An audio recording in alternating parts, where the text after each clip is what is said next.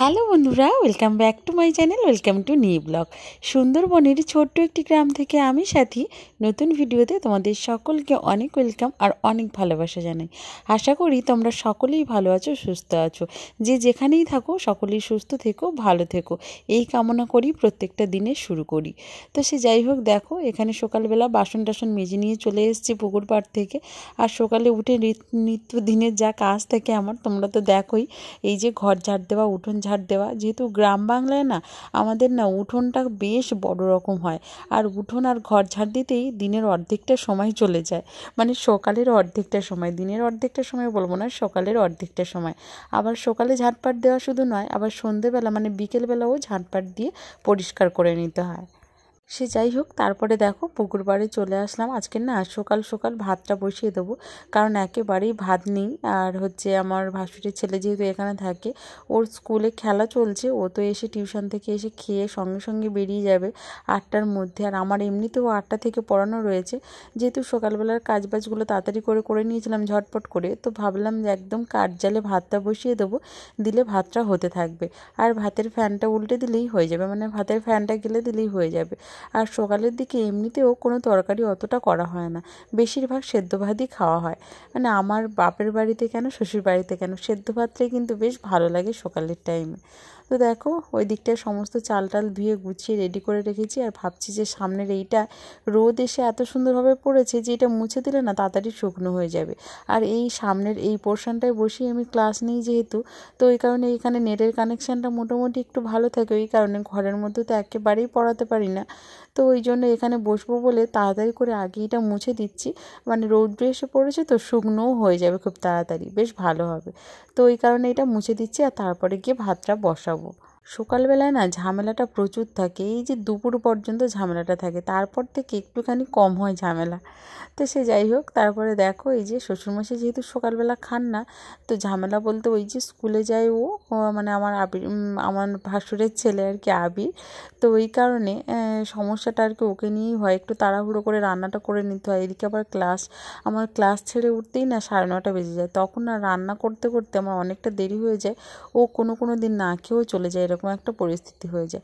শাশুড়ি মা মাঝে মাঝে ভাত বসিয়ে দেন, সেটা কোনো কথা নয়, বললে অবশ্যই উনি করেন, কিন্তু ওনারও তো কাজ থাকে, যেহেতু ঘরে মুরগি রয়েছে, অনেকগুলো ছাগল রয়েছে, ওই জন্য। তো সে যাই হোক, দেখো তোমাদের সাথে কথা বলতে বলতে একদম কাঁচা মিঠে রৌদ্রের মধ্যে ও একদম সামনের পোর্শনটা সুন্দর করে মুছে নিয়েছে। এবার তাড়াতাড়ি না ঝটপট শুকনো হয়ে যাবে। আর দেখো এইবারে গিয়ে উনুনটা ধরিয়ে দিচ্ছি, উনুনটা ধরিয়ে ভাতটা চাপিয়ে দেবো। ওই যে আলু সেদ্ধ আর শিম সেদ্ধ দেবো, আর ভেবেছিলাম 2টো বেগুন পুড়বো। তো সে আর আমার সময় হবে না, আমি বুঝতেই পারছি, কারণ ওই দিকটায় ঘড়ির কাঁটাতে 8টা ছুঁই হয়ে গিয়েছে। আর 8টা থেকে আমার ক্লাস, মানে বুঝতে পারছো। ঝটপট করে উনুনটা ধরিয়ে দিলাম, দিয়ে আর এক পাখাতে বসিয়ে দিয়েছি, মানে এক পাখার উনুন যে দিকটায় সেই দিকটায় বসিয়ে দিয়েছি। দুপাখাতে দুপুরবেলাতে রান্না করি, আবার মাঝে মাঝে দুপাখাতে দুপুরবেলাও করি না, কারণ একা হাতে সমস্ত কিছু গুছিয়ে উঠে রান্না করতে না অনেক দেরি হয়ে যায়। এক পাখাতে বসালে কি হয়, ওই যে ভাতটা চাপিয়ে দিয়ে তরকারি কেটে নিতে পারি, তারপরে হচ্ছে সবজি কেটে নিতে পারি, তারপরে ওই যে মাছ কেটে নিতে পারি, সব কিছুই কেটে গুছিয়ে নিতে পারি এক পাখাতে করলে। আর দু পাখাতে করলে না সব কিছু কেটে কুটে গুছিয়ে একদম, মানে একদম পরিপাটি করে তারপরে রান্নাটা চাপাতে হয়। সে যাই হোক, দেখো ওই দিকটায় ভাত চাপিয়ে দিয়ে ভাত তো হয়ে গেল। হয়ে যাওয়ার পরে না আমি টিউশন পড়িয়ে ছেড়ে দিয়েছিলাম, ছেড়ে দিয়ে ঘরের মধ্যে এসেছিলাম বই রাখতে। এসেই ভাবলাম যে বিছানাটা তো গোছানো হয়নি, এবার ঝটপট করে বিছানাটা গুছিয়ে ফেলি। ওই যে বাইরের দিকটায় বেরিয়ে কাজ করতে থাকলে ঘরের মধ্যে একেবারেই আসা হয় না, ওই জন্য আমার বিছানা তুলতে দেরি হয়ে যায়। কোনো দিন একেবারে সকালে ঘুম থেকে উঠি আগে বিছানাটা রেডি করে গুছিয়ে তারপরে বাইরে বেরোই, যেদিন যেমন সময় হয় আর কি, মানে সেভাবেই কাজকর্মগুলো করি। তো যাই হোক দেখো আমার আজকে না প্রচণ্ড খিদে পেয়ে গিয়েছে, কারণ গতকাল রাতে শরীরটা একদমই ভালো ছিল না, ওই কারণে একদমই খেতে পারিনি, একদম খাইনি বলা চলে। তো এই কারণে আজকে যেহেতু 9:30 পৌনে 10টা বাজতে যায়, প্রচণ্ড খিদে পেয়ে গিয়েছে। এত জোর খিদে পেয়েছে কি বলবো। এই যে কাজ করছি না, কাজের মাঝখানে আমার মনে হচ্ছে যে কখন গিয়ে দুটো ভাত খাবো। এখনও কিন্তু যদিও ব্রাশ করে উঠতে পারিনি, এবার ব্রাশ করব। ভাবছি যে ব্রাশ করতে করতে কলে যাব, কল থেকে জল নিয়ে তারপরে কিন্তু খেয়ে নেব। ঘরের কলটায় 2 দিন ধরেই জল আসছে না, কেন জানি না। টাইমের কল তো মাঝে মাঝে এরকম সমস্যা হয়। তো দেখো বিছানা গুছিয়ে একদম রেডি করে আর জানালাটা খুলে দিচ্ছি, যেহেতু এখন রৌদ্র মানে সূর্যি মামা খুব সুন্দরভাবে দেখা দিচ্ছে সকাল সকাল। আসবে এবারে খুব শীঘ্রই পচা গরম, একটা ভ্যাপসা গরম, যার মধ্যে জীবন একদম হাঁসফাঁস করবে, খুব শীঘ্রই সেটা চলে আসবে। শীতকালটা না বলতে বলতেই টাটা করে দিল। তো সে যাই হোক দেখো, এই যে কলে গেলাম, কল থেকে 1 কলসি জল আনলাম, ব্রাশ করলাম, মুখ ধুলাম, তারপরে দেখো এখানে ভাত বাড়বো বলে বসে গিয়েছি। তো আবির হচ্ছে 2টো ভাত আর হচ্ছে একটা আলু সেদ্ধ দিয়ে খেয়ে চলে গিয়েছে অনেক আগে, 8টা 15-র মধ্যেও চলে গিয়েছে। আর তারপরে দেখো আমার শাশুড়ি মা আর আমি এখানে ভাত খাবো বলে ভাতটা রেডি করছিলাম। পাশের বাড়ির জেঠিমাও এখানে ব্রাশ করে বসেছিলেন। তো আমি বললাম জেঠিমা আপনিও খেয়ে নিন। তো এই কারণে এই যে দেখো জেঠিমাও গুছিয়ে বসে যাচ্ছে। এখানে না শিম আর আলু মেখে নেব। আলুটা আলাদা করে মাখবো, শিমটা আলাদা করে মাখবো। শিম আলু একসাথে মেখে খেতেও ভালো লাগে, আবার আলাদা আলাদা করে মেখে খেতেও ভালো লাগে। আজকে শাশুড়ি মা বললো যে শিমটা একটু আলাদা করে মাখো আর আলুটা একটু আলাদা করে মাখো, তাহলে বেশ ভালো লাগবে।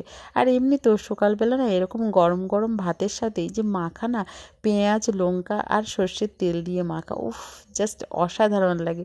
সত্যি বলছি, তরকারি খেতে আমার একেবারেই ভালো লাগে না, কি দুপুরে কি রাতে। যদি এরকম গরম গরম ভাতের সাথে মানে আলু সেদ্ধ থাকে আর সঙ্গে একটা ডিমের অমলেট, উফ, তাহলে তো আমার সোনাই সোহাগা, এরকম একটা ব্যাপার আর কি। সে যাই হোক দেখো এখানে আলুটা মেখে নিচ্ছি, আর শাশুড়ি মায়ের ভাত দিয়ে দিয়েছি, আর যে জেঠিমারও ভাত দিয়ে দিয়েছি।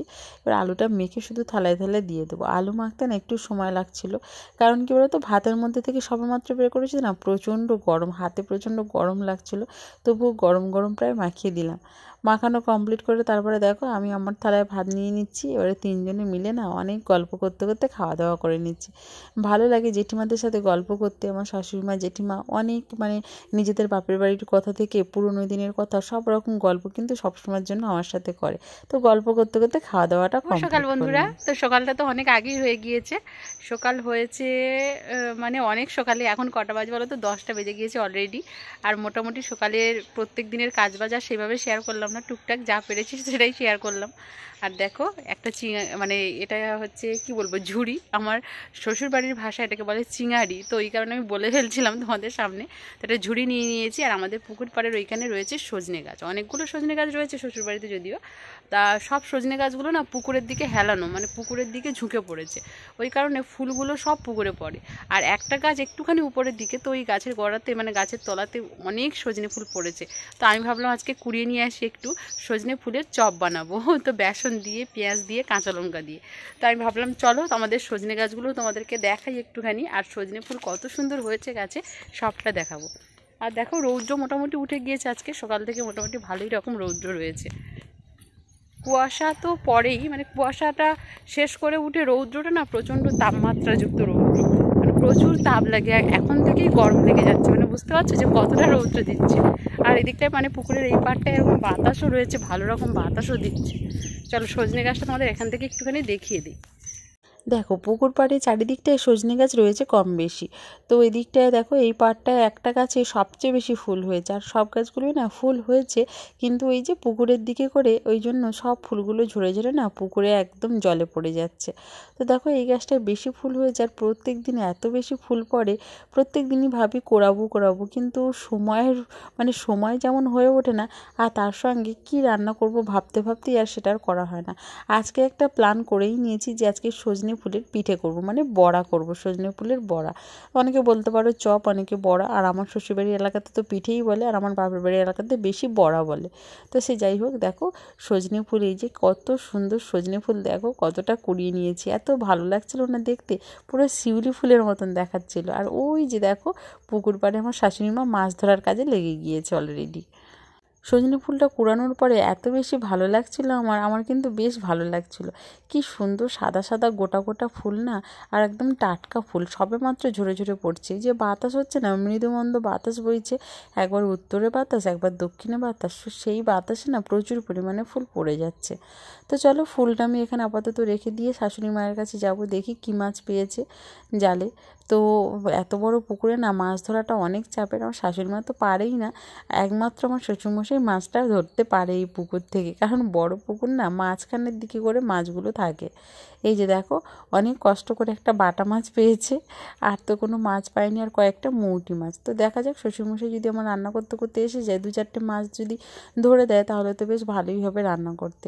তো এখানে দেখো শিম আর আলু ভাজবো বলে শিম আর আলুটা কেটে নিচ্ছি। আর শিম কাটার সময় না আমি এভাবে প্রত্যেকটা শিমকে উঁচু করে দেখে নিই, ভেতরে কোনো কিছু থাকলে না সহজেই দেখা যায় শিমের মধ্যে। সে যাই হোক, দেখো ওখানে শিম আর আলু এখানে কেটে নিচ্ছি। আর নতুন আলু দিয়ে শিম ভাজা করলে না বেশ ভালো লাগবে খেতে। আর বেগুন রয়েছে, বেগুন আর আলু কেটে নেব, বড়ি দিয়ে বেগুন দিয়ে আলু দিয়ে যে কটা মাছ আছে সে কটা মাছই রান্না করব। আর ওই যে বললাম শ্বশুরমশাই যদি তাড়াতাড়ি আসেন তাহলে যদি 2টো মাছ ধরে তাহলে তো আর বলতেই হবে না, বেশ ভালোই হবে। প্রত্যেক দিন না সকাল হলে কী রান্না করব কী খাবো এই করতে করতে সময় চলে যায়, সত্যি বলছি। কী রান্না করব ভেবে পাই না। সবজি যদি থাকে তাহলে মাছ থাকে না, আর মাছ যদি থাকে তাহলে সবজি থাকে না। আর দেখো সজনে ফুলগুলো যেহেতু পরিষ্কার করে আমি কুড়িয়ে এনেছিলাম, তবুও আর একবার করে আমি চোখ মেলে দেখে নিচ্ছি যদি কিছু থেকে থাকে। এখানে সমস্ত সবজি কাটা হয়ে গেলে এবারে পুকুর পাড়ে চলে যাব, সবজি ধোবো, সঙ্গে চালের হাঁড়ি চাল সবটাই ধুয়ে মুছে পরিষ্কার করে নেবো। এই যে দেখো বললামই তোমাদেরকে যে আমাদের ঘাটের সমস্যা হচ্ছিলো কয়েকদিন ধরে, আর কালকে শ্বশুরমশাইকে বলায় সুন্দর করে ঘাটটা এখানে বানিয়ে দিয়েছে। জল থেকে এতটা উঁচুতে ছিল না, প্রত্যেকটা জিনিস ধোয়া মোছা কাচাকুচি করতে খুব সমস্যা হচ্ছিল। আর এত সুন্দর করে বানিয়ে দিয়েছে, এত ভালো লাগছে ঘাটে বসে কাজ করতে, আমার তো বেশ ভালোই লাগছে। আগে না ঘাটে বসতেই পারতাম না, এমনভাবে কাঠগুলো দেওয়া ছিল, ইটগুলো দেওয়া ছিল।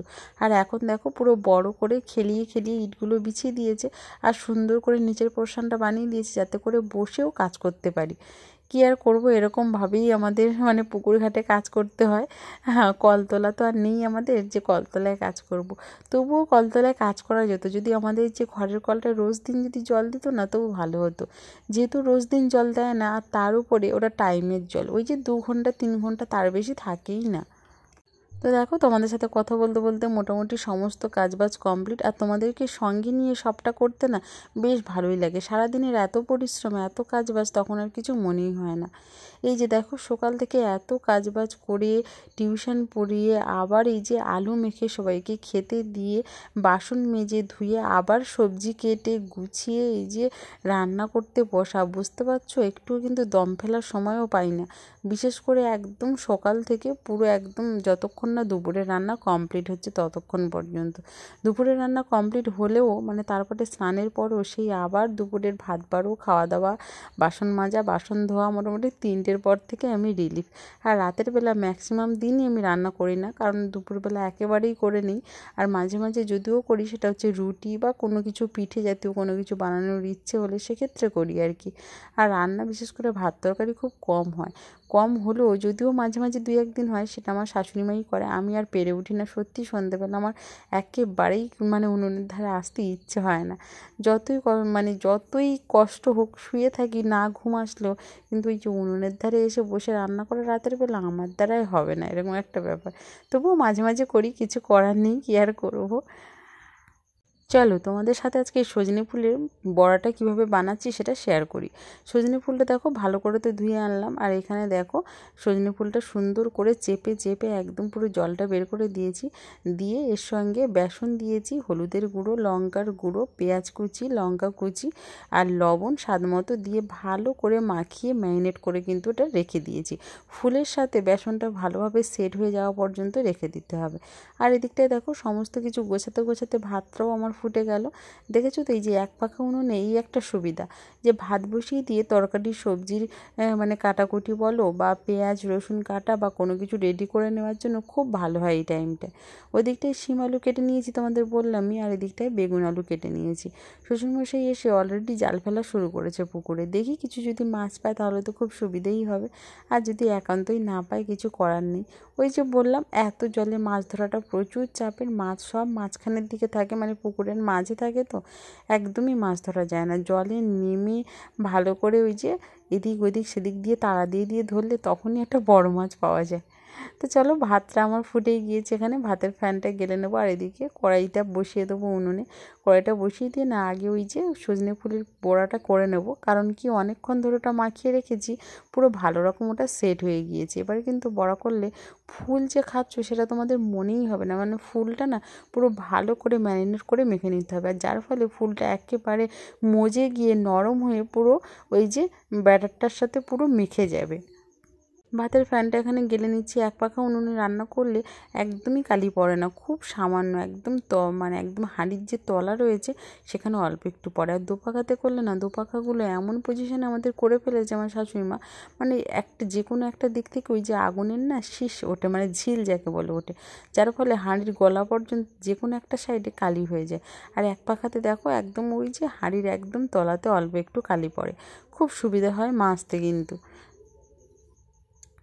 চলো এই দিকটায় তো ফ্যান গালতে বসিয়ে দিলাম, মানে হাঁড়ি একদম উল্টে দিয়েছি, কোনো অসুবিধা নেই, এটা থাকতে লাগবে। আর এই দিকটায় দেখো এই যে এবারে সজনে ফুলের বড়াটা তোমাদের সাথে শেয়ার করে নিচ্ছি কীভাবে বানাচ্ছি। যে হাতে করে গোল গোল করে নিয়ে খুব সুন্দর করে একদম মানে পাতিয়ে নিতে হবে হাতে, একদম কি বলবো পাতলা করে দিলে বেশ ভালো হবে, সুন্দর দুটো পিঠ একদম লাল লাল করে ভাজা হবে। আর এরকমভাবে ভাজতে না খুব বেশি তেল লাগে না, এটা যেমন হেলদি মানে স্বাস্থ্যকর, তেমনি কিন্তু এটা কম তেল মশলাতে হয়ে যায়, মানে কম তেলেই কিন্তু এই ভাজাটা হয়ে যায়।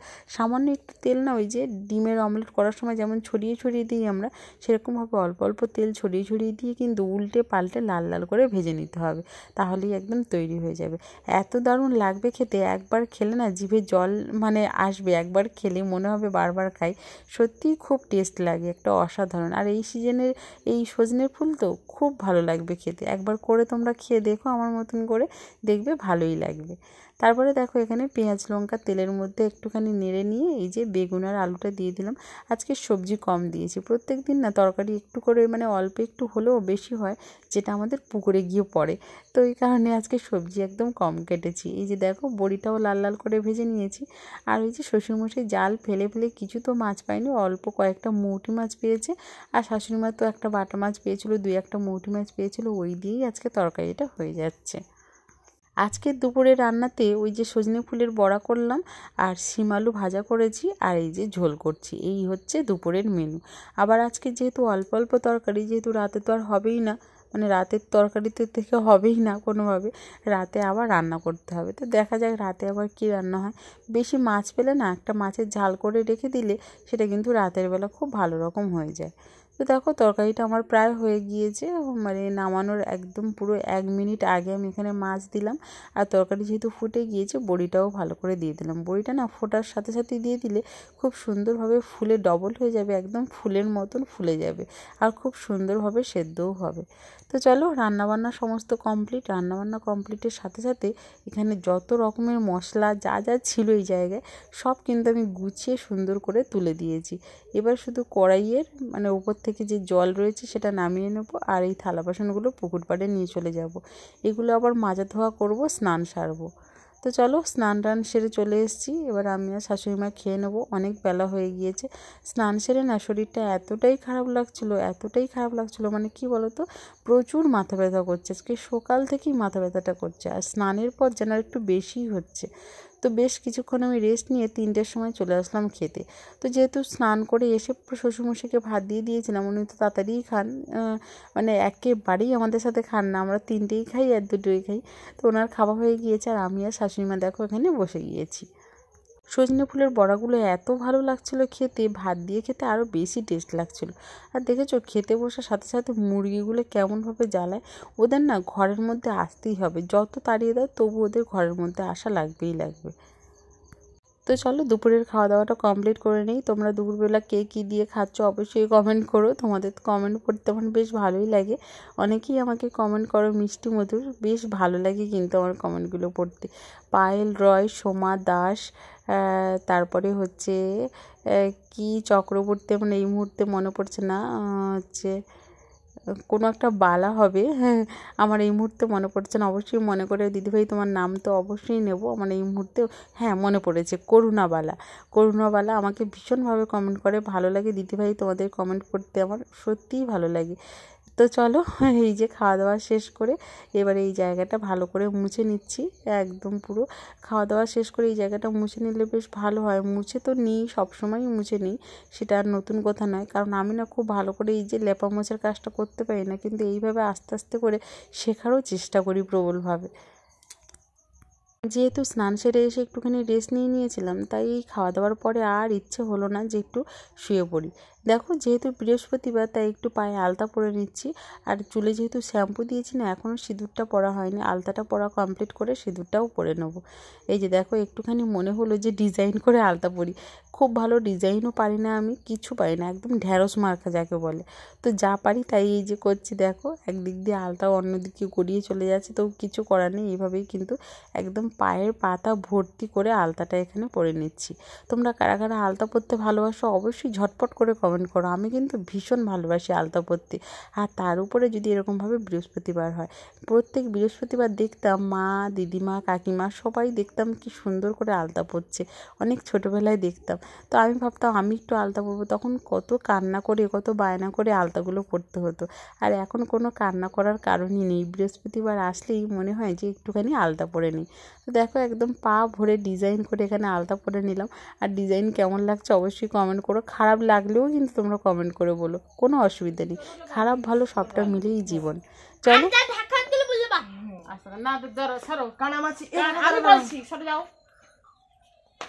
কানামাছি ভো ভো যাকে পাবি তাকে শৈশবে স্মৃতি জড়ানো খেলাধুলো কিন্তু বিকেল হলেই আমাকে করতে হয়। মানে আবির, ওই যে ছোট ছোট বাচ্চারা, ওদের অনুরোধ আমি আর ফেলতে পারি না, হাত ধরে টেনে খেলায় লাগিয়ে দেয়। তো চলো বন্ধুরা, এইভাবেই কিন্তু একটা দিনের শেষ হয়ে গেল। আজকে ভিডিওটা এখানেই শেষ করছি। ভিডিও ভালো লাগলে অবশ্যই লাইক, কমেন্ট, শেয়ার করো। টাটা।